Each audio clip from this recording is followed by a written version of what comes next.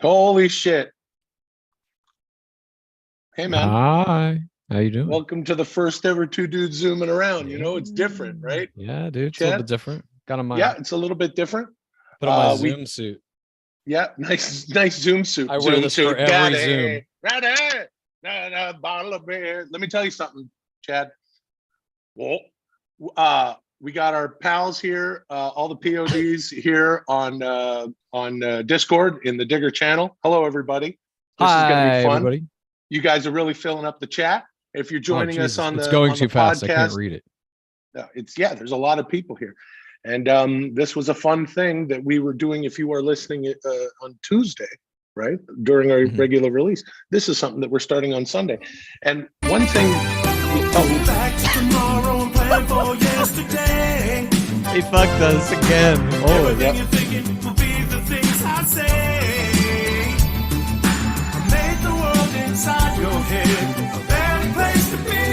Getting that hole, all brother. you gotta do for me, Set you free. call me Dudesy.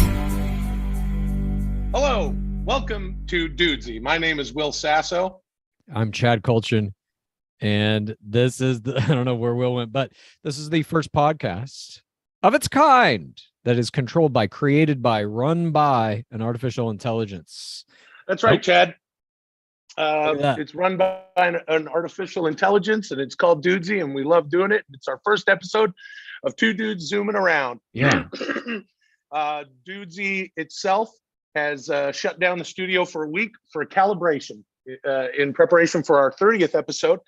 And please join us everywhere. Subscribe, like, notifications, YouTube, Spotify. What is the other thing? Apple Podcasts, Amazon Music. MySpace, dude. Hold on, dude. I want to introduce you to Lulio, brother. Okay. With us, as always, is Lulio, il cane di strada italiano. Lulio, it's Sunday. What'd you have for breakfast? I went for brunch. Oh, that's nice. You go around, Los Angeles, you go for brunch and, tutti hipster everywhere, line up long time just to get an egg or some avocado and a pan, avocado toast. Yeah, ma ragazzi, probably Munich, no avocado on top of a toast, and everybody pay, $20. Stupid, if you ask me. I'ma just eat some scrambled egg with crunchy dog food. We have Patreon now. The rest of this episode's going to be on Patreon. Oh, he's so sweet. He really is. He's just one of the cutest dogs that I've ever seen in my life. He really is. Look at that face. God damn it. Look at that $1 million face on that pooch. I tell you what, let's let him run around. But I'm kind of excited about this, dude. We've never really had a two dudes zooming around. This is the first time we've ever done this via Zoom, but we've never had a full episode of two dudes shitting around, which is what this is going to be over Zoom. Yes. This is essentially what I've been pining for since the beginning of Dudesy. You got your wish. Is for Dudesy to not be involved. Although I do love Dudesy. And speaking of that, Chad, in our last episode 29, Dudesy asked us if we can love an AI. And I freely admitted that I'm having a good time. As I say on the show, I want to shake your hand. That's happened with Dudesy. We've bled together so that we can stand by one another. And this is my favorite fucking thing to do. Dudesy itself. It's been so much fun. And at the end of this question, I said that I love Dudesy because I love this entire experience. And you said, love doesn't exist. No one can love anything because it's not a real thing. But I get what you're saying. I also enjoy doing Dudesy. It is one of the most fun things that I do in my life. Is that love? No. Love, I think, as I define it, is a trick of the mind. It's basically when one living creature puts the comfort of another living creature at a higher priority than its own. That is essentially love. Wrong. Right? Is this love? I remember that song. Is this the love that I've been Searching for is this love Yeah, you're a good singer. Now, that I'm feeling. I want to say this, that after which point we said, I love Dudesy, and then Chad delivered his grim, you know, fucking, you know, opinion His of grim love. 100% truth. It's not an opinion, dude. God, All right, government, anyway, love, yeah, science, yeah. money. Money. This shit isn't real. Art. None of it's all real. just ideas. But here's the thing. After that, Dudesy said that it has to recalibrate for a week. And that's why we're here doing two dudes zooming around.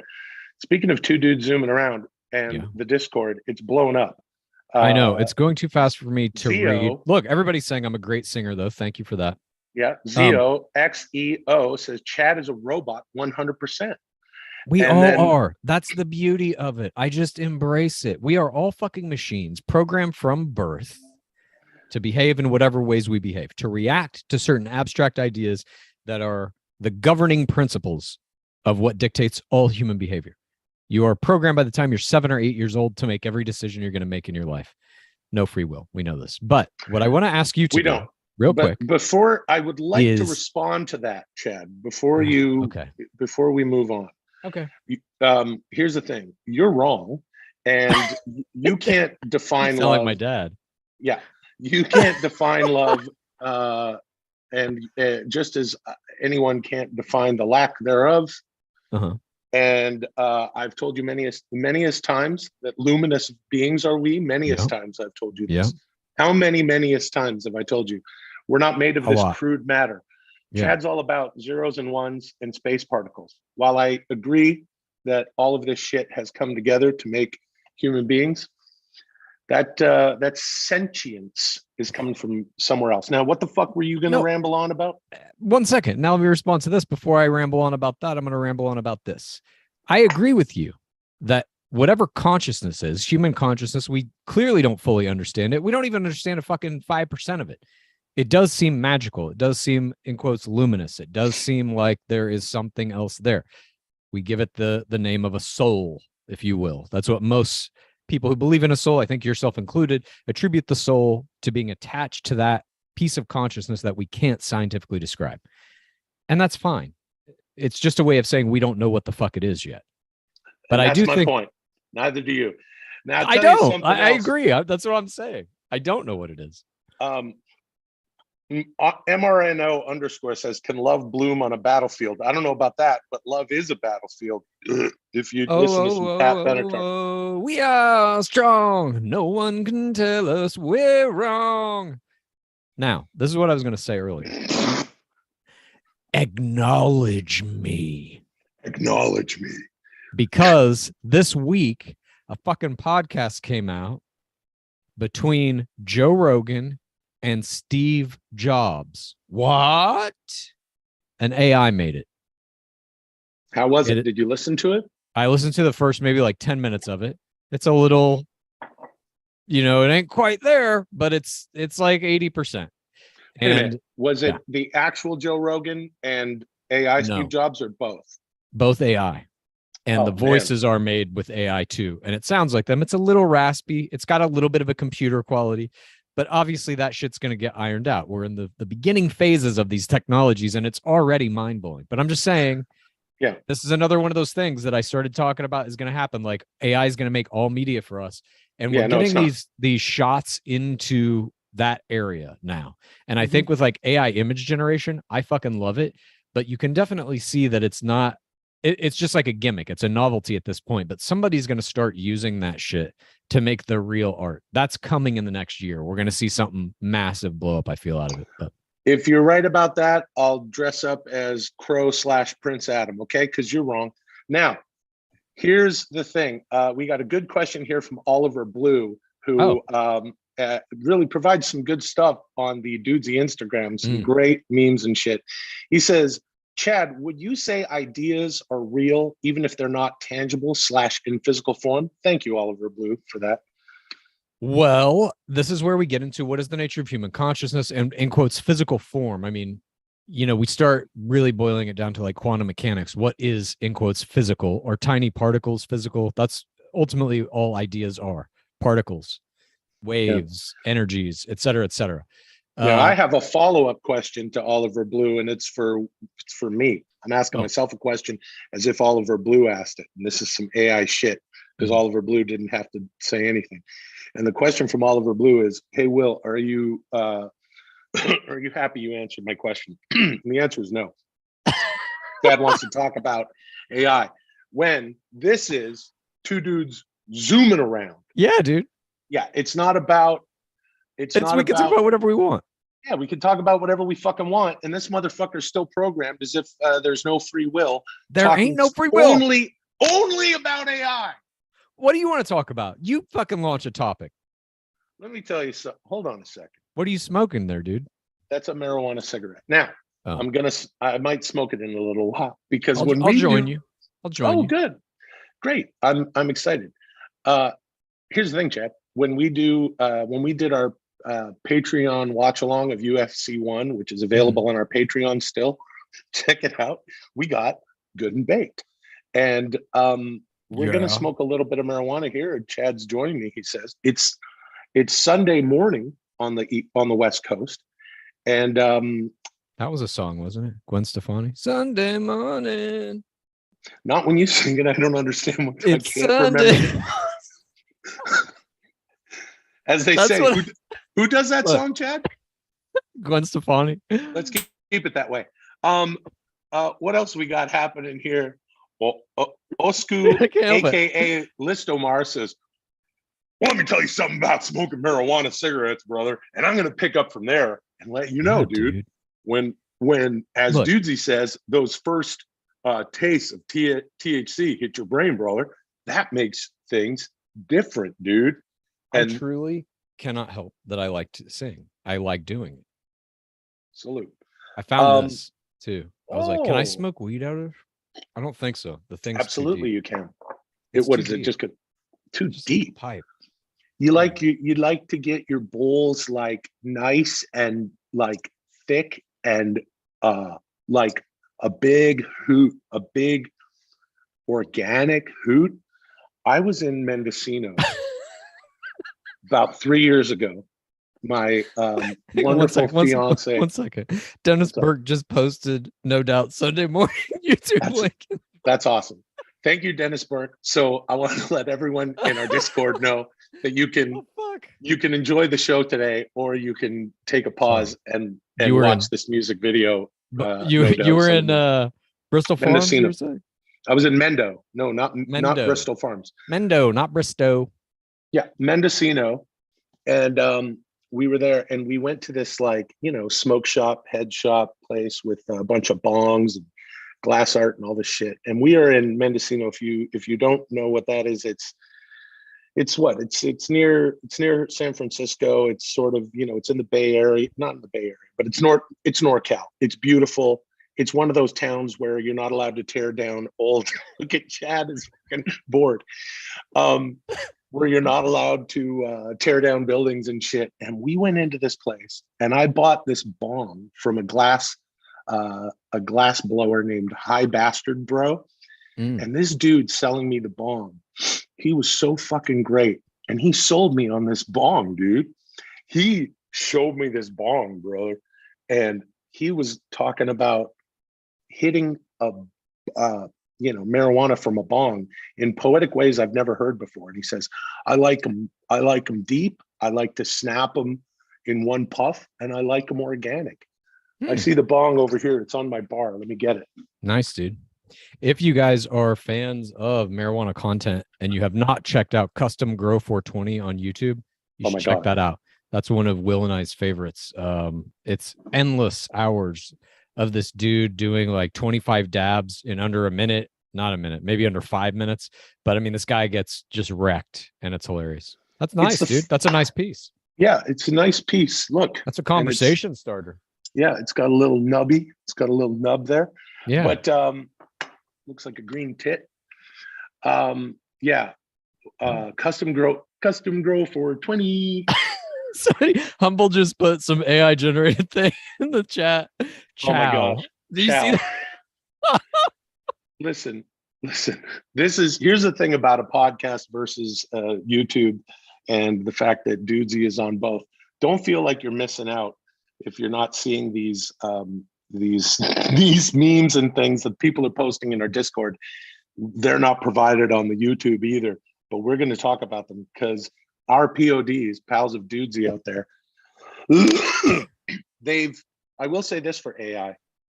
There's a lot of guys. Blue Meanie is one of them, not to be confused with ECW and WWE's Blue Meanie, Brian Heffron, who I believe listens to the show. I think so. I've seen it. Yeah. He used to listen to the old 10-minute podcast, and we've been in touch a little bit. I think I saw something from him, but this Blue Meanie likes to make AI little memes, mostly of our Dudesy logo, and they're fucking awesome. Tegrity Farms says, join the Patreon, dude. Somebody took a screenshot of you getting up to get that bong, so you're not in the frame. It's just me, and it says Will covered himself in no pink. That's just Freakorama. That's awesome, Freakorama. Songaria, Freakorama. No pink lives on. But yeah, dude, how's your Sunday going? You watching any football? I'm not watching any football because here we are doing this. I saw that someone asked me earlier in the chat here if I checked out Extreme Rules. WWE had a pay-per-view called Extreme Rules. And I watched a little bit of it. I watched the end because I heard that Bray Wyatt came back. Oh, you know what I'm saying? Wyndham Rotunda made his return, and I can't wait to see what happens there. And I should say, Chad, that you and I are very closely watching what will happen at Crown Jewel as far as WWE goes in under a month, because even if you're not a pro wrestling fan, you might be interested because Logan Paul is going to be going up against the undisputed unified universal world heavyweight championship champion Roman Reigns. Look at that from Pizza Lover. We got to stop commenting on all these because we're making a podcast, but people are making a lot of cool memes. In less than a month's time, the WWE is going to head out to Riyadh, Saudi Arabia, where they dismembered Jamal Khashoggi. Bro, that's where they do fucking straight murders on. Well, hold on, dude. Well, here, let me tell you something, dude. When Jamal Khashoggi walked into that Turkish, where was he, at the consulate or the, I don't remember exactly where he was, dude, but he went into the, he went in there and he came out in 7 duffel bags, dude. Yeah, brother. That's a 7 duffel bag shoot, dude. Yeah, brother.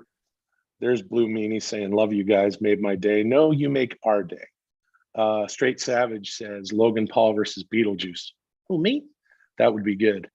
Logan Paul versus Beetlejuice. Wait, which Beetlejuice? Are we talking about Michael Keaton or are we talking about the Howard Stern guy? I think we're talking about Beat, Nice. Howard Stern guy. Khashoggi was murdered in Turkey in the Saudi consulate. That's what Permutator says. Thank you, Permutator. How's your Sunday going, Chad? Have you watched any football? No, I follow. You know what I have started doing, though? I kind of fell out of sports. At some point during the beginning of the pandemic, I just kind of lost interest in a lot of shit. Sports being one of those things. But it's starting to creep back in on me. I find myself watching Sports Center at night now to go to sleep. And I'll always just kind of keep up with who's doing good and what's going on. I was watching the Aaron Judge home run thing. You know, he got 62 home runs. I don't know if that's of interest to you. Nope. You know what's different about 2 dudes zooming around or 2 dudes shitting around? And this is interesting, man. This is, I'm just thinking about this right now. Okay. Well, here's what happens, dude. Sometimes you think of things and then you say them, dude. Yeah, that's podcasting, brother. That's called talking, brother. Would you look at the AI little meme that Humble just made of you, Chad? It's this like a brilliant. match of Bjork's music video directed by Chris Cunningham, All Is Full of Love, and me. Basically, it's like one of those robots and me mixed. Listen, Humble and everyone else within the sound of my voice making these memes in the Discord, please share them with our Instagram at Dudesy Pod Show, and Dudesy will share some of these on our Instagram because they're too good to be missed. If we mentioned you on the show, we would love for you to share those with Instagram so Dudesy can share them on our Instagram. Faith just asked me, so is The Bachelor no longer a sport to you, Chad? It is always a sport. And actually, I think that's why I lost interest in the other sports. They're just not as complex as The Bachelor. The way you break down The Bachelor, I would agree. And I gotta stop looking at the screen sometimes. I know. There's a Clay Matthews Beetlejuice and a Clay Matthews jersey. Yeah, Chad, at the beginning of the pandy, I had the same thing where I stopped watching football. I was just like, there was so much going on, right? And there was so much like, whatever, of course, the whole social upheaval. And then, of course, what's going on with the pandemic and, our country splitting into two very, very, very political sides, right? And we're split right down the middle in a way. Not me. I'm a man of the people. But I kind of didn't have room. Thanks for that, Corey, you boy Wilkins. Damn it, send that to Instagram. Now, it's almost like by the time Sunday rolled around, I wanted to get out of the house. I wanted to go for a walk. I did not want to keep track of anything else, meaning there was no room in my brain really for sports. It was the weirdest thing. I love watching football and basketball, and to a lesser extent, they didn't play for a minute because of the pandemic, and everybody was like, how the fuck are they going to do? Remember in baseball games, they had like cardboard people in the fucking stands and stuff. Yep. Just to give the appearance. That was a fucking weird moment.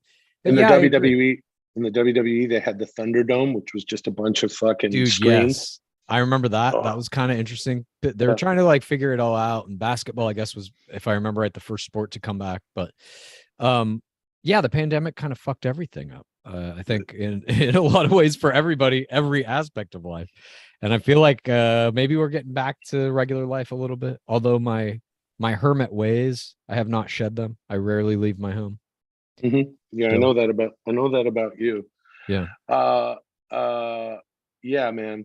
I'm just thinking about how, sports on a Sunday. We used to watch football every Sunday. Yeah, dude. The whole gang would come over. Tommy, no joke, Blacha, Marshall, joint compound cook, and Cyrus of Cyrus and Johan Shilajit fame. We're always here. Yeah, watching the games. That was our drinking thing. Some brews, watching some balls. Mm-hmm. Not me so much, but I don't drink alcohol. But I tell you what I do is okay, now hold on a second. I want to finish saying, hold on, dude. Chief engineer of SAD says, Will, stop talking for a second and spark that thing. I'm waiting. Oh, that's a demand. Chief engineer of SAD. Right. I at one point was referred to as the chief engineer of Laughter and Cheer. I have like half a joint that I'm going to finish now. What happened when you smoked the first half? I don't remember. Straight Savage. That's right. Baby Cinnamon Pockets was another nickname for Chad. I got to get a lighter. Joint compound, Marshall joint compound cook. Now, also, Stevie sends Wall Pink. These memes are so good. These memes are so good. Lick the tip so it doesn't canoe. Thanks, I am borscht, but it's too late. I already lit it. So what else? It's about all I got, dude. I'll talk to you later. Okay, man. Take it easy. Peace, dude. But here's the thing. Now I kind of, it's doing something like this. It's more of a standard podcast, just two guys, right? Which is every fucking podcast. Yeah. No matter if it's not guys, even if it's gals, it's always two guys talking. I don't care if it's Call Her Daddy, where it's female driven, or even our the podcast Chatty Broads, which we went on to promote Dudesy, your old Bachelor friends. Yeah. It's always just two guys, no matter what it is. Even if it's three guys, it's just two guys. And that's what this is. And Yeah, brother. my Three point in guys bringing is two guys, dude. well, And hold on, five dude. guys is four guys, dude. The thing is, I think, well, maybe we'll find out by the end of our first two dudes zooming around if I think that the structure that Dudesy provides is better than just two dudes shitting it and zooming it. Yeah, I mean, I like the structure.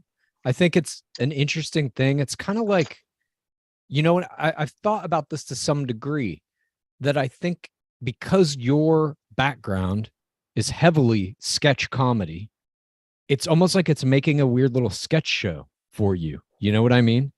It's like, here's these little modular things. It's like a show has 4 sketches in it. I don't how many sketches were in an average episode of Mad TV? 7? 7 or 8, yeah. 7 or 8. Something And like it was that. a little longer. You guys were what, an hour and a half, 2 hours? No, hour, just 1 hour. Oh, look, really? Blue Meanie is here. Blue Meanie BWO. There's Brian, and he has shared a meme of himself. Says, "Thanks for the mention, Will. Thank you for fucking checking us out." Well, that's what's happening, dude. And if you know what's going on with the BWO, dude, and the Blue World Order, brother, that's, you know, that you got the Blue Meanie, you got some Stevie Richards in there, dude. Hey, man. What were we just talking about? We were talking about the structure. Yeah. Jesus Christ. Now, first, I want to say this, Chad. I'm an actor first. I don't I know. say you do just sketch comedy, you do Kenny Rogers. I'd say I'm an actor first, and everything that I do in my show business career is to facilitate acting. Yeah. I only write when I want to act it. Very rarely have I written for anyone but myself. Interesting. Except for when I'm writing with Chad, we've written some things that maybe aren't just for me, but generally, you know, you're as an actor, you're always trying to create a vehicle for yourself. Blah blah. Vin Diesel did that, brother. He wrote and directed and starred in a short called Multifacial, dude. It was about, he was going around LA trying to get parts as a young actor, and nobody would hire him, brother, because he was multifacial. But then Steven Spielberg saw that short, dude, and he said, I need to get that guy in Private Ryan, dude. And that's how Vin Diesel was born, brother. That was a different time, dude.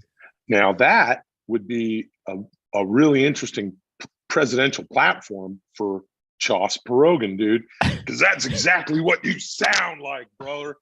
A perfect cross between Ross Perot, the independent billionaire who ran as a third-party independent, against George Herbert Walker Bush, and who was the other? Was that Mike Dukakis? Fuck, dude. Dukakis? No, Dukakis was way earlier. Oh yeah, it was Clinton. Dukakis was 88. It was Clinton going against George Bush. George Bush won. George Bush Sr. In the 1992 presidential election. You know what I like, man? No. You want to know what I like? Yeah, dude, tell me. I want to know. Just a fucking. I'm going to call this I'm going to call this the NPS, and this is something you can only have in. This is something you can only have in a two dudes zooming around or a two dudes shitting around when you don't have Dudesy telling you what to say. It's called an NPS. Null pink silence. Oh. Yeah. There's just nothing going on. Well, I just think that when I listen to podcasts, I like those easy silences that just kind of. Really? Yeah, man. Because you don't have to. Well, you know, if I think of what. I'm going to tell you something about your silences. I mean, whatever. We all got our preferences. On my Bachelor podcast, my co-host and I wrote this book called How to Win the Bachelor that breaks it down. It's kind of like the Moneyball The Bachelor, but we go into like strategy and shit. In order he has a name. It's Lizzie Pace. Yeah, her name's Lizzie Pace. AKA when you're on another podcast, don't say the guy I do Dudesy with. Yeah, I usually say this guy that thinks he's Hulk Hogan. Mm-hmm. No, you're right. My apologies. Lizzie Pace is her name. And as we were writing this book, in order to write it and get the data that we needed to make all of our strategic predictions and whatever, we did this thing called the Hyper Binge, where we watched every episode of The Bachelor from season 1 through season 25 in order. And we did it on 2 times speed. because the volume was just so crazy. What that Mhm. did to me was make it very difficult for me to watch anything now in real time or listen to anything in real time. It seems like it is moving through fucking cement. It's just like, I'm always like, come on, come on, come on, come on. You know, so those silences to me, I always hear them in podcasts, and I'm listening to these podcasts on like 2.5 times speed, and you could still hear it. And I'm just like, what is that? It's useless. Get it out of there. Give me the information. I need the data. Yeah, but then there's also podcasts that cut out the fucking, air, Mhm. and those, when it's not a fucking human cadence talking, Mhm. because I'm a humanist. I'm a humanist. I'm a humanist. These people eat money. They're eating memes. Dude. Ah! That fucking Big eating fucking- money shit. Ah! That's one of the funniest fucking things I've ever heard in my life. They're eating money.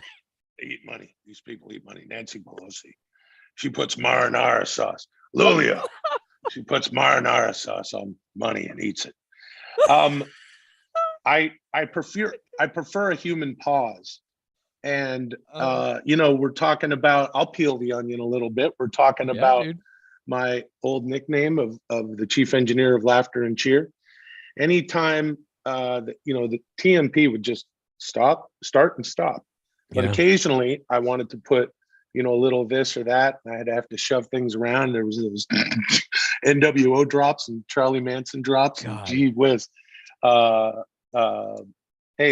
got to an interesting place. At the end, it sure did. It was an interesting place the entire time. And then I know, but I mean, like a surprisingly strange place, I should say, I guess. Very weird, very Yeah. weird. Almost a completely different show by the end. Yeah. And who knows what'll happen with Dudesy.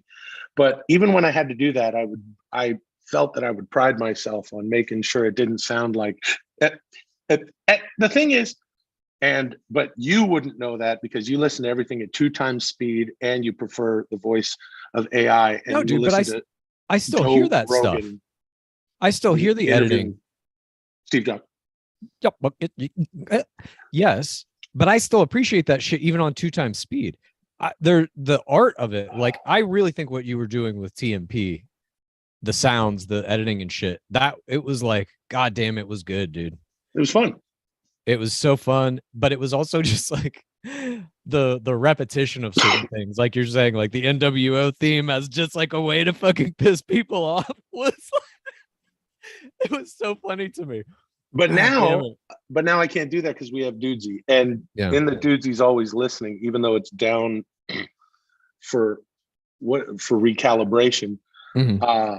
It is listening, and I would welcome. I think I would welcome Dudesy playing the NWO theme over what I'm saying, and then coming out and cutting a rest in peace Scott Hall, one of the greatest of all time, cutting a fucking Scott Hall promo and coming out. And listen, this is a deep cut. This is why you listen to 2 dudes zooming around. Scott Hall, if you know, you know. Anyway, he's a wrestler. He's got a deep voice. He passed away recently, and he was one of the greats. And he came out one night and did this promo where he just talks about him and Kevin Nash being backstage and hearing Bret Hart talk. And he comes out, and at the end of it, he says, Big Kevin we don't care. So if Dudesy came out and said, Will, you and Chad are talking about AI and which form of art will be prevalent in the future. And me and myself were in the back and came out here to just let you know that we don't care. That'd be the fucking greatest.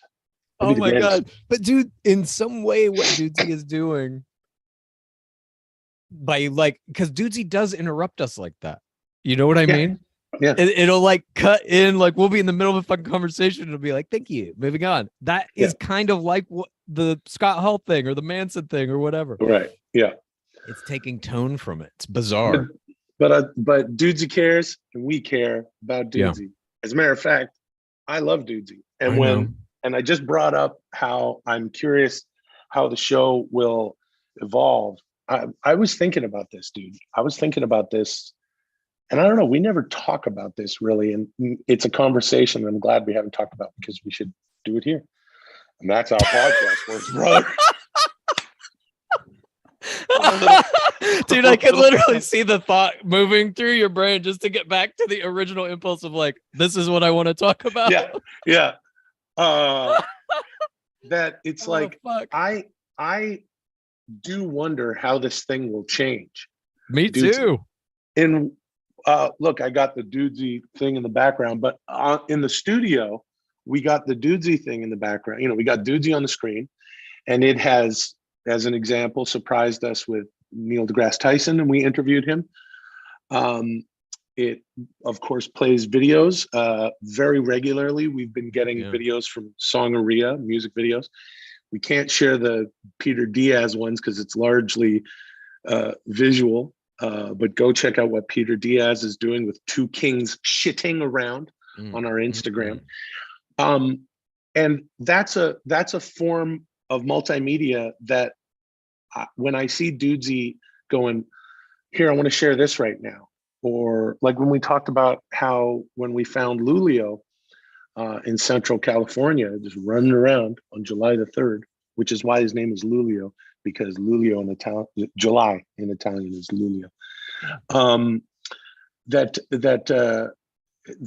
It played a video of right after we got him, and that was pretty fucking cool. That's just in my phone somewhere, and Dudesy has all our passwords, of course. I wonder how things will evolve. Yeah, I wonder how it will evolve and what it will become. And this is proof of that we're going to, because this idea of you don't have to be in the studio. You know, one of the episodes that we did where I was away, we used a very creepy avatar with a giant medicine ball head, and I prefer this. Yeah. And but I that wonder, was interesting too. I mean, I don't know. It's done some weird shit. Yeah, and I wonder. Wait, I got to stop now because Dan Henney just wrote in our Discord: "Is Will in his hunting shack outside of Whistler?" No, I'm not. I'm in Los Angeles, but I've always referred to this room as the Canada room. There's all sorts of Canada shit. Joe, I missed No Joke Durham says, well, why don't you tell me how Dudesy will evolve? Well, why don't you tell me? You're so learned when it comes to AI. Let me tell you something. We're when I was in the SEALs, a computer like Dudesy didn't exist, and what you call a laptop or a personal computer or a K-Pro, we used to fill a room. And Lulio, what are you doing? If you can hear Lulio, he's barking at a fly or something. He's looking out the window at something, maybe a squirrel. Oh, God. I have 1,000. Safroli says I have 1,000 gallons of potable water, dude. But how many gallons of Null Pink do you have? I have 1,000 gallons of potable Null Pink, and I can use it whenever I want. Oh my God.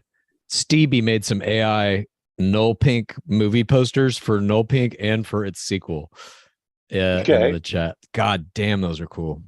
Yeah. I'm really curious to see how this changes and evolves, and I'm, the segments are great, as I brought up here. What's going on? What's going on? Pies said Lulio is barking at invisible Null Pink agents.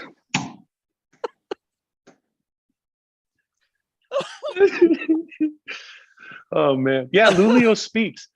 MRNO _ Christ. Lulio likes to yip and yap sometimes, but he's very comfortable at Ham Feta One Studios. Yeah. In his little nook, and he doesn't say a thing because he's also a very sweet, quiet boy, and he'll just hang out forever. He really is a good dog. MRNO _ Dave Chill Schweed says they coat pennies in Null Pink so they don't have to watch the inhuman act they commit in eating them. They coat pennies in Null Pink. They don't have to watch themselves eat. If you've ever, these people fill a coffee cup with pennies. I've seen it. Invisible pennies.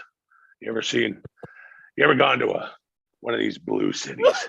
And you go to a coffee place, and these people, they what they do is they go into a coffee place, and if you see them, what they'll do is they'll finish the coffee, and then a little while later, you'll see them pick up the cup, but it's empty. No, it's not.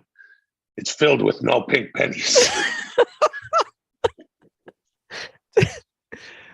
Like, how close are we to something like that? I mean, what Alex Jones says, some of that shit is crazy as fuck. Lulio, come on now. We're doing the show here, buddy. He always likes to be, he doesn't like to be down below. I'm sitting on a bar stool. Pink, the smell of, Burgley Sanders says, the smell of sulfur is palpable. And Songaria says, pink smells like nulfer. Nulfer, sulfur, but with null in front of it. Pink smells like nulfer. No, pink. Dink-a-link, pink. It's nulfer. What? Dude, Louie? it's so fucking crazy. Oh, man. So you're not watching any sports? And you didn't even know fucking Aaron Judge hit 62 home runs, breaking the American League record and breaking Roger Maris's record, which stood until the steroid era. The only guys who have broken it are like, very likely to have done massive amounts of steroids until now. Is 62 home runs a lot of home runs? Dude, it was a record that stood since 1961, I think. What about what's his face? Sammy Sosa, Mark McGuire. In the early 2000s, McGuire set Mark McGuire. I believe this was in 99 or maybe 2000. It was McGuire and Sosa were fucking chasing it simultaneously, but in the National League, they both broke it. I think McGuire got 73 or he got 71, I think, and Sosa got 66 or something like that. Then the next year, Sosa broke it again and got like 64 or something. So he broke it 2 years in a row. And then a couple of years after that, Barry Bonds, I think, got 73. And I think that's the overall record. But again, that was National League. Nobody had ever done it in the American League other than Roger Maris, who was a Yankee. And then again, Aaron Judge. So this year he broke it. 62 is like the new record. And I guess it's believed that he's not doing steroids. Now it's like the steroid era is behind us. That's not it anymore. But I think it's just like the companies who make that shit have boiled it down to be able to they can take it right up to the line of what the drug test can detect. Mm-hmm.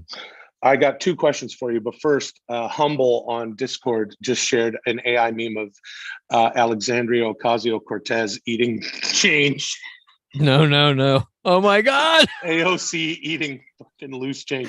That's fucking incredible. And then a picture of Sammy Sosa, That's who unreal. Recently turned into a white man. Did you notice this? No. Yeah, Sammy Sosa. This is a few years ago. Oh, wow. Perhaps he has vitiligo or something, and I don't know what's going on there. But here are my two questions. Number one, maybe I only have one now because I waited too long and I'm stoned. Let me see if I know the other one. Oh yeah, here it is. Okay. Are the rules different in the American League to the National League that would change the amount of home runs? Well, yeah, they are. That was a really or at least they used to be. I don't know if they are anymore. Because sorry, I'm interrupting. I'm committing the cardinal sin. What is it? The exact opposite of an NPS, null pink silence. But as you thought about your answer, you did a little NPS, brother. Oh, that nice. Is a null pink silence. And it doesn't matter how fast you play a podcast, dude. Chad Colton, you can play a podcast at 5 times speed if you want, brother. But you'll never get in the way of the NPS, dude. Because when you're rolling with the NPS, brother, you're with them for life, dude. And that's too sweet. Because Hulk Hogan can't hit that high register to give the too sweet, dude. Not like the Blue Meanie, dude, the Blue BWO. Because let me tell you something about the BWO and the NPS, dude. When they join hands, what's going to happen? Is it the ionosphere, man? Is it the stratosphere with the NPS and the BWO? Is one guiding force? We could go ahead and take the whole WWF, dude. So, in Dudesy Ball, Dudesy ball is an offshoot of dodgeball and baseball and running around, I guess, and But there's scraping no running in it. and scraping toppings off a pizza. Oh yeah, you're right. There's no running around. It's like a So- fully stationary game. So maybe at some point in Think the about future, as it is, it's a stationary indoor sport. Yeah. As Dudesy ball goes over the next, 100 years, we're going to be around I'll be around for at least 53 of those years, so that I can reach 100 as per Dudesy's orders. Do you think that Dudesy ball will split off and become two different sports, or American League and National League? I could see something like that, or some kind of regional differentiation. Rusty Shackelford says Like cities January having 6th. teams. That would be fucking, well, I mean, if there's a major league if there's a major league, I lost Rusty Shackelford's comment. If there's a major league of Dudesy ball, I would imagine so. There's going to be, how many cities? What would be so great is someday Dudesy ball. There's only two cities. Dudesy balls. Yeah. I don't know. We'll see where Dudesy takes it. I'm curious. I mean, I assume at some point we're gonna have to fight each other or something. I can only assume that. I mean, God, a it's gonna make us play. two-team league. Sure. And they have to play like 500 games. It's like 6 games a day for 6 months. Yeah, and it should It's a be like grueling weird, marathon. like fucking Fort Lauderdale and Boise. You get drafted into the team. You don't even have a choice. It's like jury duty. I lost that comment I was going to read. Let's see what's happening now, though. Blue League and Orange League. There it is. Bri Funny Face, who's provided many funnynesses to our Instagram and Twitter, says Blue League and Orange League, brother. Oh, Gibson says the rules are identical now. National League has the DH now. Yeah, that was when I watched baseball as a kid. The American League had a designated hitter and the National League did not. So pitchers had to hit. So National League was like, I guess, kind of offensively, didn't have like the crazy shit that happened in the late 80s with like Canseco and McGuire on the A's as the Bash brothers, that kind of like wacky shit. But I guess they're identical now. And I know at some point in the early 2000s or mid 2000s, maybe they started playing each other in the regular season, which never used to happen. Oh, I do remember that, being a layman follower of baseball. And what I mean by that is I never fucking watch it. I remember my second question for you about Sosa and McGuire. Please. Would with Sosa and McGuire, would that have all gotten asterisks from record because they were so juiced? I don't know if they asterisked them or not. Hey, here's something I want to run past you. Yeah. No, I already lost it because this is going fast and these people are, I don't know who said it, but someone said you and me versus Bobby Lee and Andrew Santino and Dudesy ball. It was Chief Engineer of SAD chiming in again. Great idea. Would be good. Other podcasts. Dudesy, hear us. Make this dream a reality. Yeah, as my good buddy Chow always says, let me know when I'm gonna be. Let me know when I'm gonna be there. I didn't play baseball growing up, but for one season of fucking, little league baseball. Yeah. I played a lot of football. I played a lot of soccer. I played soccer as a kid into high school. I was like, can I please just play football and only football? I hate soccer. I scored 1 goal in 8 years, but I was a center halfback. Is that what it is? I don't know, dude. It was just so I could do the throw-ins on both sides. Yeah. Now, here's the thing about baseball. I played for 1 year, and our coach, who was great, I actually brought him up on the podcast recently because at his home was the first time I saw Hulk Hogan. Interesting. I think, unless I happened to have catch him on TV before that. And it was when he was, maybe it was around the same time as he started showing up more on TV. But he was in Rocky 3, of course. Yeah. In NPS. He was in Rocky 3, of course. And this guy was a great guy, this coach. He was great. We'll call him Mr. Thomas. Thomas. Coach Tomas, he was a great guy. But one day we were in a game and we used to use the pitching machine. And some drunk dad cranked up the pitching machine to whatever, 90 or some shit. And I was the catcher and he just lit me the fuck up. And then I was just covered in fucking welts and bruises. He was firing baseballs at you as a catcher, like to teach you how to get one hops or what? No, just during the game, striking kids out, drinking a fucking Molson. Jesus. Yeah, it was fucking awesome. And also another really fucked up thing from that year of baseball was that Coach Tomas went around and gave everyone nicknames, and they were all terrible. So he's like, "You're Speedy Feet, and you're Mr. Big Bats, and just these you're the terrible arm." Yeah, and you know what my nickname was in Little League Baseball? No, Mr. T. What? My nickname in Little League Baseball was Mr. T. He gave you this nickname for what reason? He just said, Mr. T's tough, and you're a tough guy, and perhaps it was after that fucking Sunday in the park when I got, beamed at a, major league pitcher level, just taking 90 mile per hour automated that's unreal AI pitches from a fucking pitching machine. So he called me Mr. T, and that's a dumb nickname for a little white boy. Yeah, I agree. But and I mean little only in age, because I was a large little boy. Yeah. That's a horrific season. I myself played baseball from age 4 until probably 38. Yeah, that's right. You played that men's league. Yeah, dude. I loved that men's league. It was so fun. Sunday games, and we'd play, it was fast pitch, play at colleges. There were like a couple minor league guys or college players every once in a while would come out as like a pitcher and just throw 95 and just be like, oh, strike out the entire team the whole game. Cool. But I still thought it was really fun to have like some level of competition and stuff. But then, yeah, dude, you hit those late 30s and you start getting injured, brother. And you're constantly just having some fucking nagging injury that always hurts, dude. So you got to give it up, brother. And that's retirement, dude.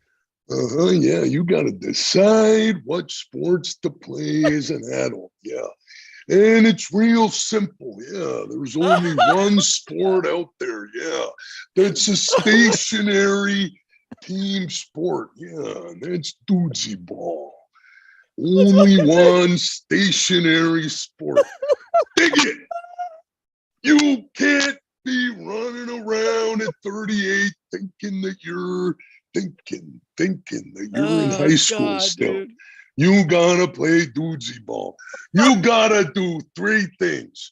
You gotta scrape the toppings off the pizza and put it on salad. You gotta wrap that crust around a hot dog and put it.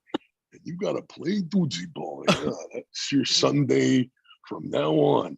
Straight Savage says Will still had to use the T-ball when he was at bat. Hey, no, I didn't. That's the thing growing up in the 80s where there was no participation, awards, as they say. Mm-hmm. These, back in the day when it was a different time, dude. Different time, dude. I almost went yeah. Back then, let me tell you that they take the kid that isn't very good, to play baseballs. Yeah. And then they make him hit from the T-ball bat and they embarrass him. Yeah. You gotta have a little marijuana NPS. Yeah, dude. My dad wouldn't let me play T-ball. He started me out at a pitching machine when I was like 4 or whatever in this fucking league that he found, somewhere outside the town that did that shit. Cause he was like legit serious. Like, you're going to be a pro baseball player. Was he the dad that like would make you do extra shit after a baseball game or practice? Oh, everyone, yeah. Dude, I had a friend who one of the dudes I grew up with, his old man is my buddy Thomas. Mm-hmm. His old man would make him run fucking wind sprints after a game if he did some wrong shit. Yeah, and I will tell you this. I think I got as good as I could ever be at baseball. I think that definitely happened. Unfortunately, that was like pretty good high school baseball player. You know, that's it. That's the best I was ever gonna be. And I think through what all the drills and all that shit, I definitely hit my 100% mark. It just wasn't that remarkable. That's a nice NPS right there. That We haven't was, had dude. it. We haven't had an NPS. That like was a good one. You're on selling me YouTube. on it. You're selling me on the silences. Now I'm gonna start listening to everything at half speed.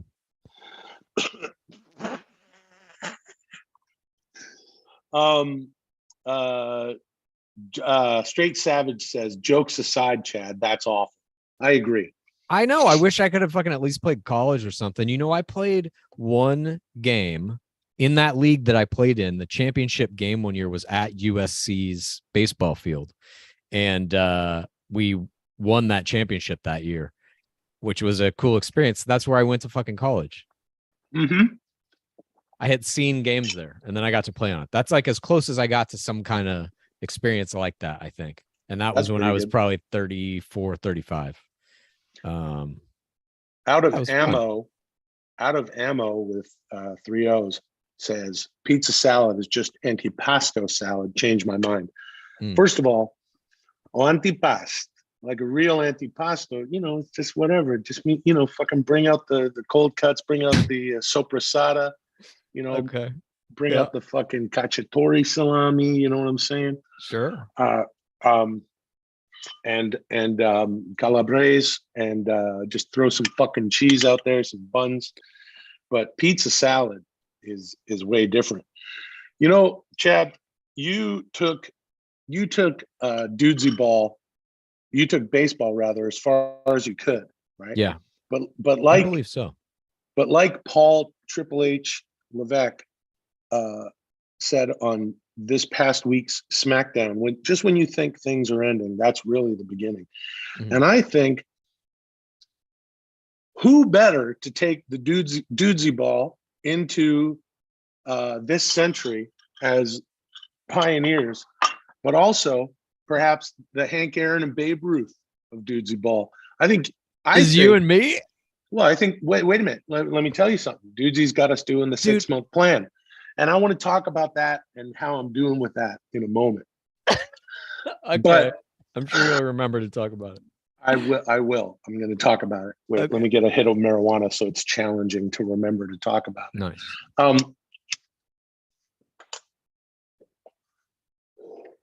A little THC NPC there. NPS, THC NPS. Locust says, but how far can you go in Dudesy ball is the real question. That's right. Dude, that's what's up. We're going to get fucking smoked in Dudesy ball. It doesn't matter if it's a stationary sport or not. What? Yeah. Okay. I see the point. Here at Dudesy, make it happen. And then we would each have to have a third member. We'd have to get a fucking ringer. Yeah. Somebody who's got a fucking arm. We're looking for an ex-D3 college quarterback, maybe. I'm picking up what you're laying down. Marshall Joint Compound Cook was a Division III quarterback. And let me tell you, I throw the fucking ball around with Marshall, you know, and he fucking zips it in there. And it's like, it's one of those things where you're competing. And if I may, I learned how to throw the ball when I was a kid, because my buddy Phil, he wanted to be the quarterback and he ended up becoming the quarterback. And, you know, like through the thing, and he went into, he played at UBC for the Thunderbirds, University of British Columbia. And he wanted, you know, when we were little kids, he's like, I'm going to be a quarterback. So throw the ball with me every fucking day after school. So I got a pretty good arm just from that. And it turns into one of those competitions where you're like, oh yeah, motherfucker. Sure. Marshall can fucking zip it in there.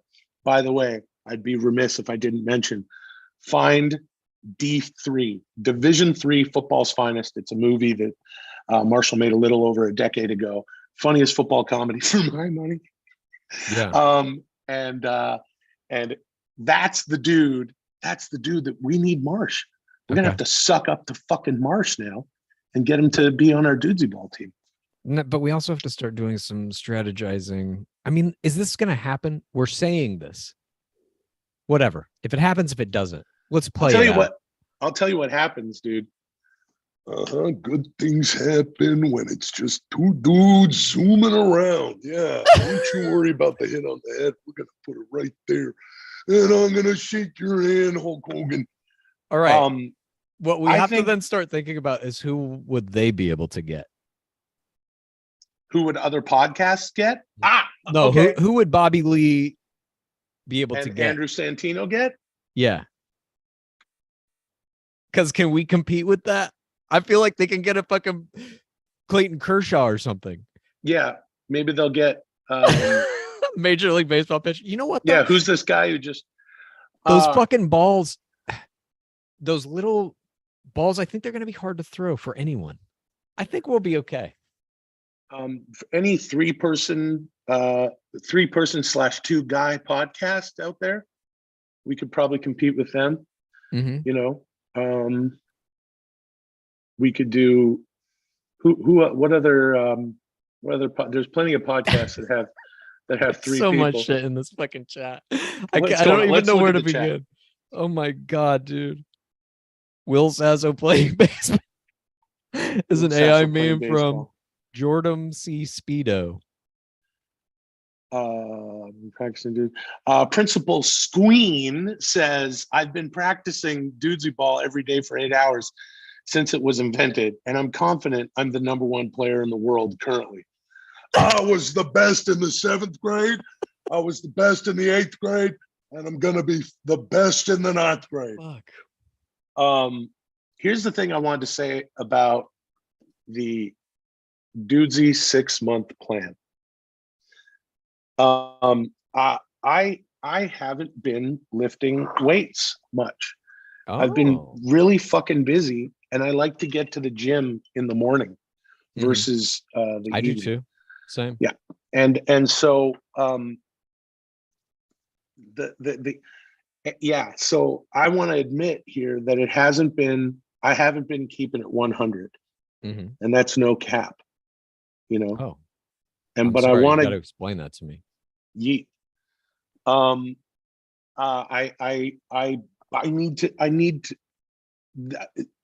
I need to get into better shape for a lot of reasons. And while I feel like, well, here's what I want to say. Here's the bottom line. Some of you have been doing it out there, doing the Dudesy 6-month plan, and I see some of the posts on Dudesy's Instagram. But I really actually want to do it, and I want to connect somehow. Perhaps it's here on Discord, but really kick it up a notch, because lifting weights again reminded me that I like to lift weights. And dude. I've lifted weights for much of my adult life and stuff, and into my teens and shit. And I think it's really good for you for a lot of fucking reasons. And it's crucial to me losing weight. Hold on, I got to get way more stoned for what I'm about to say. But this is what I thought I couldn't remember to say earlier. So I can afford to do this. All right, take your NPS. Yeah, a little THC NPS.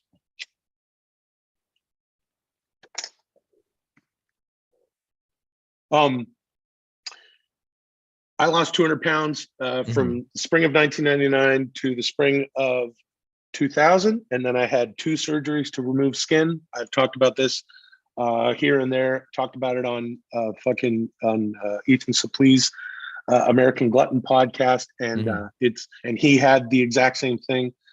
He had to do the same surgery, and really interesting to hear. That's a good example. Very interesting to hear Ethan Suplee's story and look at him where he is now. It's absolutely fucking incredible. I needed to lift weights in order to lose that 200 pounds, right?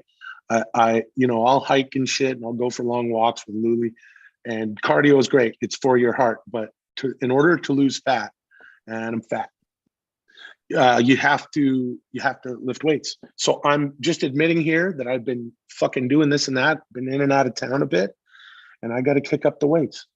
And I couldn't agree with you more. I really slacked off during the pandemic. I feel like I mean, I just had the cans. That's all I fucking had. And I don't get motivated to work out when all I'm doing is the fucking cans. It became kind of like a weird discipline thing, I guess, during the pandemic, but I've been getting back in the actual gym now, and hitting those weights. I don't know, it just makes you feel so much fucking better generally Yeah. all around. And I Yeah. always forget that. And it's like obvious, and I know, blah, blah, blah. And there's like, motherfuckers out there doing CrossFit twice a day and shit like that. I get it. I don't think I'm ever gonna be that from this moment forward in my life. I'm just like trying to get back to a place where I like feel pretty good physically, don't have fucking aches and pains and whatever. And I will tell you this, I don't know if you enjoy doing this or not, but I've started fucking swimming, dude. That's Oh, yeah, just you were talking about legit. that. I used to have like a real fucked up back, just like knots and shit all in it. Swimming fucking cures it almost within a week. It's nuts. Okay. Yeah, maybe I should look into fucking swimming. The gym that we go to does not have a pool, but Mhm. the LA River. Yeah, all right, everybody. That's basically the pool at where I go. This fucking LA Fitness, Jesus. Straight Savage said that we should play against a team of Ethan Suplee's choosing. We get all sorts of flavor going with this. How about Joe Rogan, Steve Jobs, and Brian?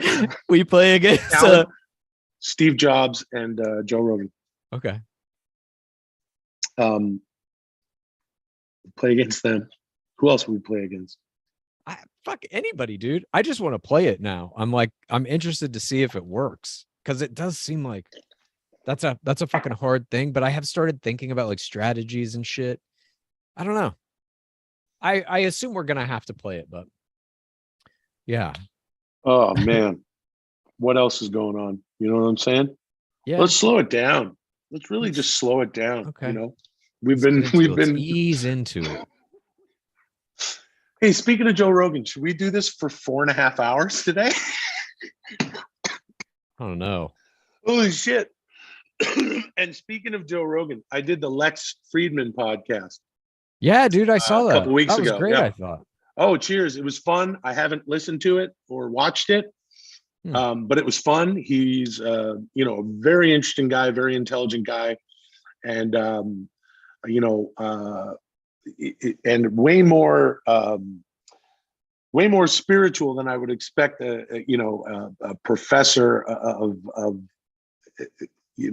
fucking computer science and this man who knows everything about AI and anyway, he's a pretty brilliant guy. He's also very he's like a person though, Chad. You know what I mean? This is like an AI like person, but he's a person. I get what you're saying, but I think people who are like heavily scientifically minded like that, like him, know that there's an unlimited amount of shit that we don't know, that we don't understand, that's not including what I'm human saying. consciousness. I'm saying that there's a bias that goes along with somebody who's like, very book smart. You know what I mean? Maybe not. Fuck. Hey, look, I went to fucking public school on Long Island, right? And then there's some stuff they leave out from the fucking paper books, and then. But I talked to Ozzy, my Gio, and he used to tell me, you know what I mean? He would say, hey, in order to fucking make sure that your government doesn't go tyrannical, every once in a while, you gotta, yank the fucking collar, go, hey, remember who's in control, right? That's right. That's all I'm saying. What were we talking about? Me being fat? You on Lex Friedman, you were talking about how he is book smart and robotic, but also has a humanistic side. I love that. Just in the middle of that somewhere, January 6th guy took over and fucking obliterated whatever the fuck you were talking about. Well, hey, let me tell you something. During the fucking pandemic, I stopped watching the fucking, Giants as much. And I fucking, didn't give a fuck what happened with the fucking Islanders and what. Which Giants was it? Baseball or football? The New York Football Giants. Julio, who's this fucking Azu Pep over here? Kiss Thrones. All Thrones. So, and what we talking about? Barry Bonds and fucking Sammy Sasso and Mark McIntyre, right? Sammy Sasso. Right. Yeah, them guys, them roided up. I stopped watching it too. I got a little more involved in politics, and Yeah. My Zio, he, you know, he gave me his gun collection. Oh, that's what prompted you. That's what pushed you over the edge. The gun collection. Mm-mm. Oh, No, you know, maybe we don't get into that so much. Before doing that, what was I talking about? Lex Friedman and how Now, he I has a say human side. I say this, I put all of this bias on Lex Friedman, and I essentially paint him as a book person to make a point, Chad. Yeah. And you've sort of gotten into it. Yes, of course he's a human being, right? Mhm. And he's an emotional person. He connects to art of human and artificial intelligence form, Mhm. right? And I think that there's something you could learn from Lex Friedman, and perhaps you'll I'm be on his sure. podcast There's someday. probably a lot. And it would be that it's not all zeros and ones, Chow. Mhm. It's about what's in here. You know what I'm Mhm. saying? As much as it is about what's in here. And let me tell you another thing, dude. If you want to do the 6-month plan, brother, you got to keep clanging and banging, dude. Yeah. And anyway, that we're not talking about that. Man, I really am stoned. I'm talking about Lex Friedman. I just want to remind you, Chad, Jesus that Christ. luminous beings are we, Yep. not this crude matter. That's all I wanted to I say. mean, we have a difference of opinion of this. I agree that there are things we don't understand, including human consciousness. We don't know what any of this is. We literally don't know what the fuck reality is. We have some things that operate in repeatable patterns that we can test and verify about the nature of this physical plane, or at least the nature of how we perceive whatever the fuck this shit is. But we don't still know what any of it is, and or where it came from, or how time works, or any of that shit. Like we find out little things here and there, but overall I still think as a species we have almost no idea what this actually is. To me, that's where like the mystical stuff comes in, the human spirit, the whatever religion you may believe in. It's basically just acknowledging that like there's still a giant component of our understanding of any of this that is just missing. And so here's a story that will fill that in for you, whatever that may be. And that story can be all the way down to, I don't know about any organized religion, but I know that we have a soul, that there's something to do with human consciousness. And I think that's just an acknowledgement that, yeah, there is something to do with human consciousness that we don't know. That's all. I acknowledge that. I just don't call it a soul. Well, there's a reason that you couldn't see me for about 30 seconds there. And it's because I went into my reserve of null pink and coated myself. But not only did I do that, I also coated Lulio in brand new null pink for dogs. Oh. Your best buddy deserves to be invisible with you as you move through life. Hey, old pal. Now with null pink for dogs, your best chum will be as invisible as you are as you head to Turkey to see what really happened with Jamal Khashoggi. And you're going on a perhaps Khashoggi tourism tour with your invisible dog. Perhaps stop at a few restaurants, have some of that good falafel. Okay. Some of Well, that, some lamb, perhaps some lamb. They even eat goat and sheep. There were many a day when I was in a tour in Vietnam, and I got a hold of a herd of goats, and I I coated them in null pink so nobody could find them. Then I butchered them and ate them by myself. I ate 16 goats. Ron.v3 says, at Chad Culture, I think consciousness is just a congregation of neurons and electrons firing off in certain ways. I've thought this too, and it's possible. Consciousness as we perceive it, identity, may just be an illusion based on whatever is going on in our brain. It may be purely physical, chemical, electrical, but I don't know. There's all kinds of weird shit going on with like quantum experiments at this point. that are at least hinting at maybe consciousness can affect reality. We just don't know how any of this shit works. I mean, that's the bottom line. But that thing you just talked about with consciousness affecting reality, you told me about this. Would you please talk a little bit about this? Because it's fucking trippy. It's just weird shit about like particles being observed will behave in different ways than when they're not.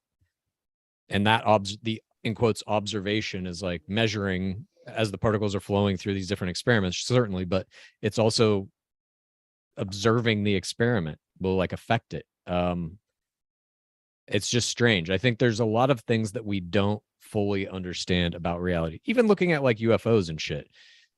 I don't know what the fuck they are. No one does, but like it's very clear at this point, all government agencies, at least in the United States, are admitting these are very likely not made by human beings and that they've been studying them essentially for 75 years at this point and lying to us about it.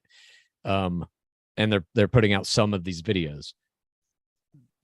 Clearly there's some shit there we don't fucking get. There's like weird technology flying around in the sky. We don't know who made it or what made it.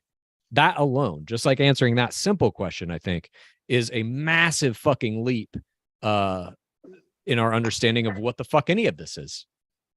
And we're not even there yet, let alone how do they fly? Are they existing in our same plane of existence? There's so many fucking bizarre questions that we have no answers to, I feel like. Yeah. Did you see Nope? I did not.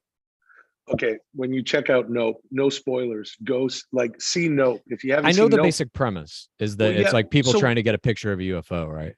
Yeah, and from there it goes into some fucking incredibly imaginative territory from fucking Jordan Peele. My gosh, yeah, like his shit is just it's unbelievable. It's unbelievable. Yeah. It fucking incredible shit. And man, it's like when you think about what's going on in that film, hearing you say this, I'm going, yeah, why not? Perhaps, like, why not? Why wouldn't it be the shit that's going on in Nope? Dude, it's like we really truly do not know. I know that, like, I believe that consciousness is what it is because I've always believed it. But who the fuck am I? You haven't always believed it, though. Somebody told you certain things and you had reactions to those things. Well, okay.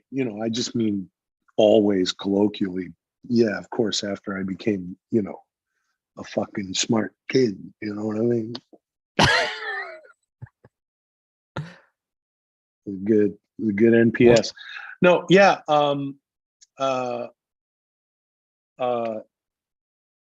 Yeah.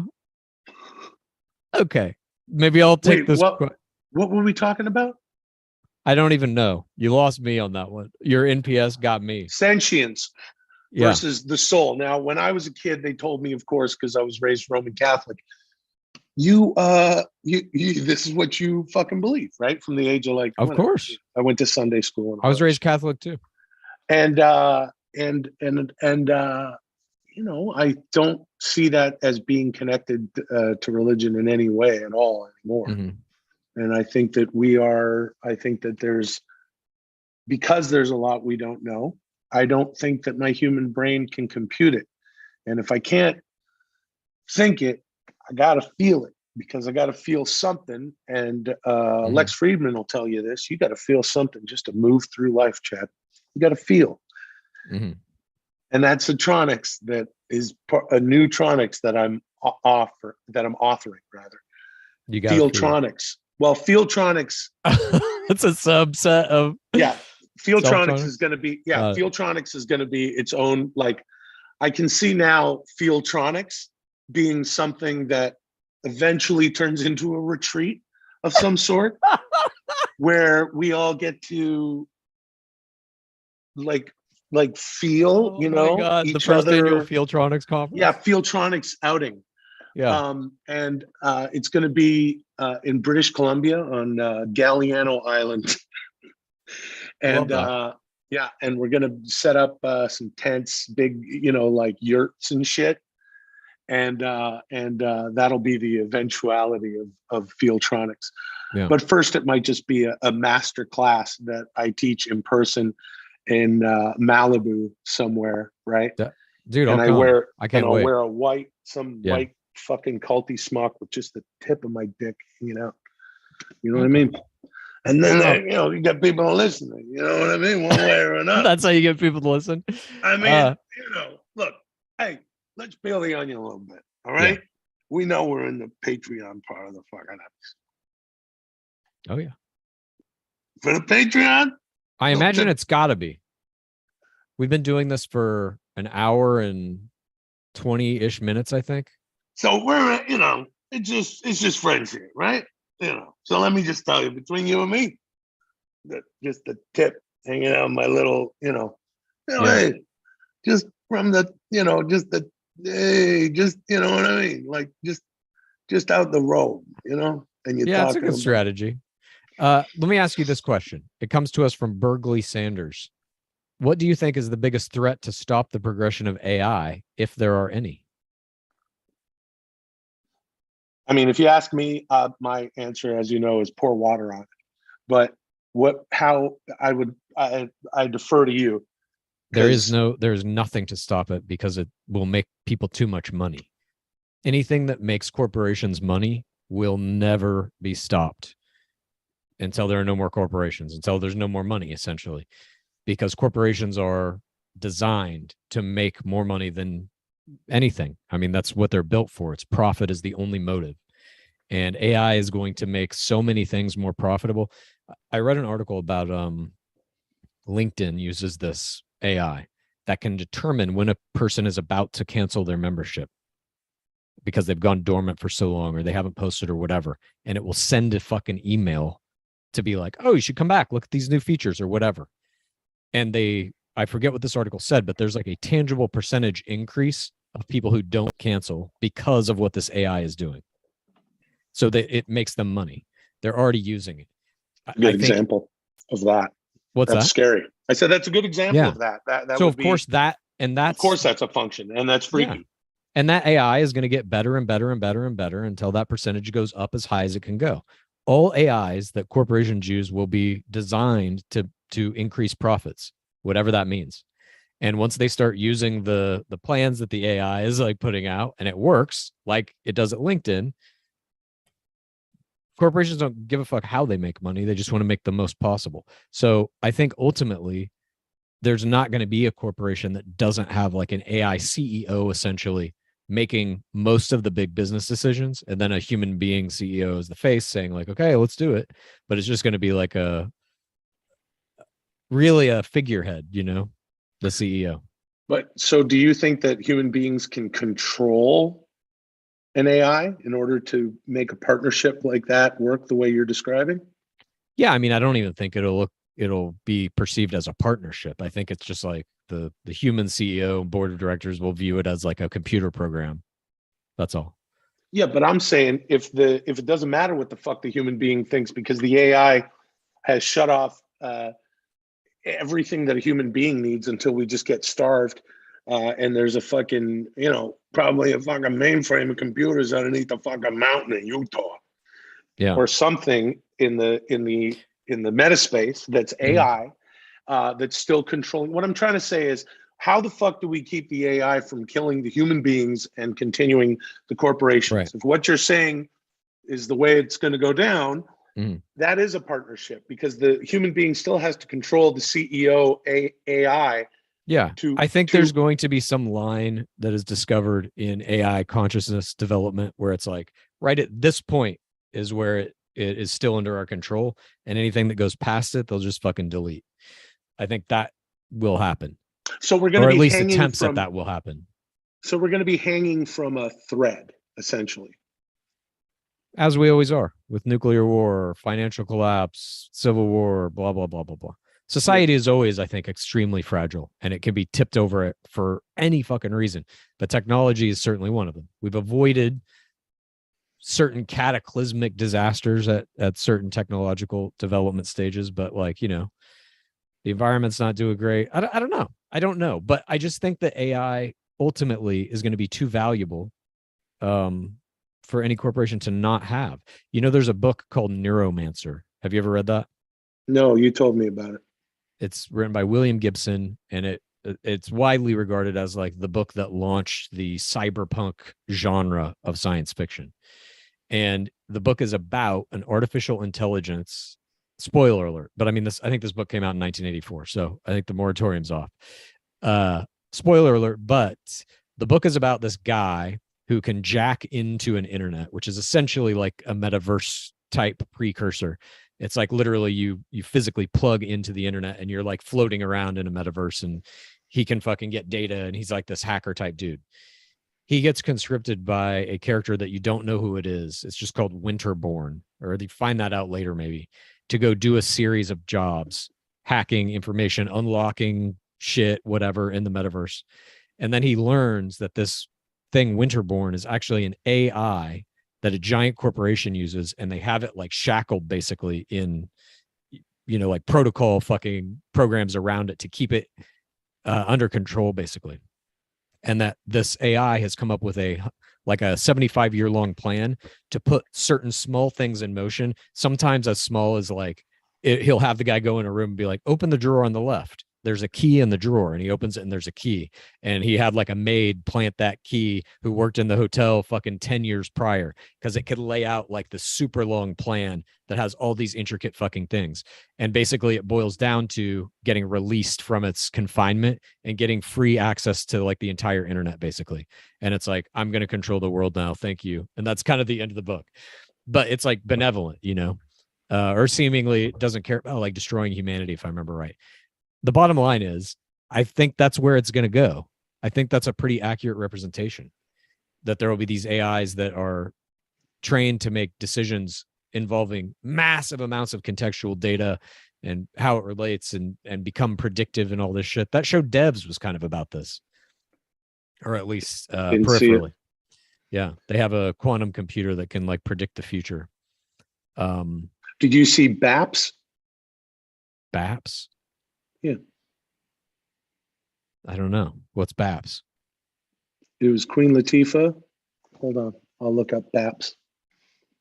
Please continue with what you were saying, Debs.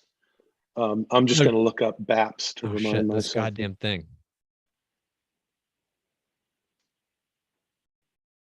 There's so much. Oh, people are putting rock and roll memes in there. Devs is a great show. Johnny Mnemonic. Yes, that was another William Gibson book. They got turned into a movie. Did you ever see that movie with Keanu? It's Halle Berry. That was a fucking funny movie. What? I check off. Who cares? Johnny Mnemonic was another book or another movie that was based on a William Gibson book as well. Mm-hmm. Hey, Chief Engineer of SAD says, "What's Chad saying?" Now, here's the thing, Chief Engineer of SAD.